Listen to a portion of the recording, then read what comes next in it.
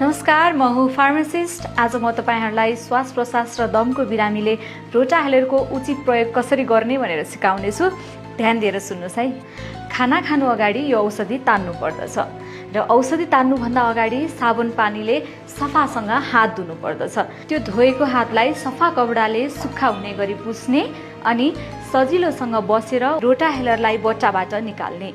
त्यसपछि भिडियोमा देखाइए अनुसार नै रोटाहेलरलाई ठाडो पारेर समातेर औषधिको बट्टा भित्रबाट एउटा क्याप्सुल झिक्ने। क्याप्सुलको बट्टाको बिर्को राम्रोसँग लगाइहाल्ने। अब क्याप्सुलको सादा भागलाई रोटाहेलरको बीचको सानो प्वालमा राखी बिस्तारै घचेडेर प्वालको माथिल्लो सतहसँग बराबरी बनाउने। रोटाहेलरलाई ठाडो नै पारेर रोटाहेलरको तल्लो भागलाई घुमाएर औषधिको क्याप्सुललाई काट्ने। त्यसपछि औषधिलाई राम्रोसँग तान्नको लागि फोक्सोको सासलाई एकपटक राम्रोसँग फुकेर रोटाहेलरमा नपर्ने गरी बाहिर फ्याँक्ने। अब फोक्सोमा अर्को सास तान्नु अघि रोटाहेलरको मुखमा राख्ने भागलाई दुईटा दाँतको बीचमा राखेर ओठले च्याप्ने। त्यसपछि सास नली सिधा हुने गरी टाउकोलाई अलिकति पछाडि लैजाने। अब औषधिलाई फोक्सोको श्वास नलीसम्म पुर्याउनको लागि एकचोटिमा एकपटक मात्र औषधिलाई बेसरी सासले भित्र तान्ने।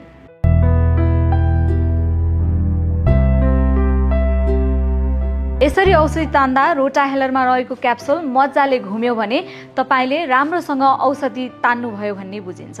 अब रोटाहेलरलाई मुखबाट बाहिर निकाली मुख बन्द गरी करिब 10 सेकेन्ड जति फोक्सोमा सास रोक्ने र सासलाई बिस्तारै सामान्य रूपमा नाकबाट बाहिर फ्याँक्ने। यसरी एकपटक औषधि तान्दा रोटाहेलरमा अझै औषधि बाँकी रहेमा अघि भने अनुसार 1 मिनेटपछि फेरि दोहोर्याएर तान्ने।